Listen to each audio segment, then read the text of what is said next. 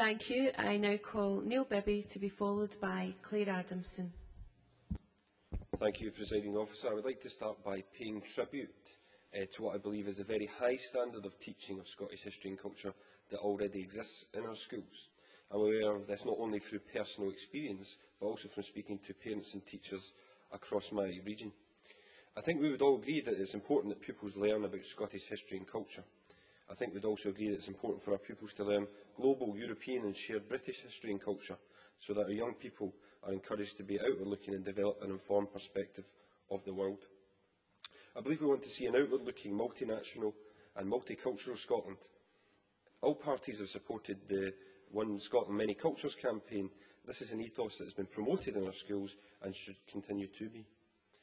Providing an education which is balanced, which recognises our heritage and culture, but also teaches our children to be outward-looking, should be the aim. There clearly needs to be a balanced approach, and I believe strongly that even within Scotland, it is important for our young people to learn about the distinctive local heritage as well. For example, industrial history in the west of Scotland. Now, I wouldn't propose the introduction of our Renfrewshire studies or our West of Scotland studies, as much as I'm sure they would be extremely interesting subjects. I wouldn't argue because, in actual fact, I believe schools, particularly in Renfrewshire, are teaching local and Scottish history very well. I remember in my own primary school in Kilbarchan learning about the work of the weavers in Renfrewshire during the 18th and 19th centuries. As part of that particular subject, we visited, and pupils at Kilbarchan Primary School still visit, the Weavers' Cottage in Kilbarchan, which is run by the National Trust for Scotland. Here you can see where weavers lived and worked, and it is an excellent site that I would recommend members, as well as parents and pupils, visit if they get the opportunity. I experienced another good example of this at secondary school at Grive High, where in my history class was not only taught about Mary Queen of Scots, Robert the Bruce and William Wallace, but also about the Industrial Revolution and the struggle of the cotton mill workers in Paisley. We also visited a site that the Minister mentioned earlier, New Lanark, to learn about a Welshman, Robert Owen, and the foundations of the cooperative movement, which were both engaging, informative and contributed to a balanced curriculum. This focus on local history was interesting and stimulating because it was not abstract, it was something that pupils could participate in. This type of learning was not something that was directed from the centre, but a perfect example of how local history and culture can be delivered and should continue to be delivered at a local authority level.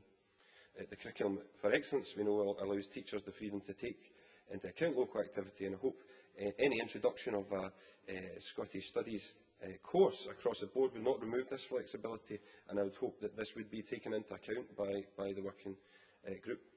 There's a number of concerns that we do have, and I would like to touch on them. It's been raised by others, and I do hope the introduction of new Scottish Studies subject would not sacrifice or limit other subjects being taught in our schools. The unfortunate fact is we already have an overcrowded timetable, which leaves little room for manoeuvre. Another concern that has been raised with me is the importance of, and it's been mentioned by others, is the importance of modern languages and having, learning about other languages and cultures abroad. Today we're living in an increasingly interdependent world. Because of this, we should be looking to maintain the number of foreign languages that are taught in our schools to better equip the youth of today for the future. Yes, sir. Alistair Allen. I thank the member for giving way and very much welcome his support for modern languages. Will he likewise welcome the fact that the Scottish Government has committed ourselves to increasing children's awareness of Scottish languages and indeed to exposing them meaningfully to two modern languages in addition to their own? Neil Bibby. I would always support the opportunity for young people to learn modern languages, and I hope that will continue. And the reason for this is, I mean, we are living in an increasingly interdependent world, and I'm sure we all know that the Chinese economy, for example, is fastly becoming the biggest economy in the world, with 1 billion people speaking Mandarin. Is a compelling economic argument for modern languages as well.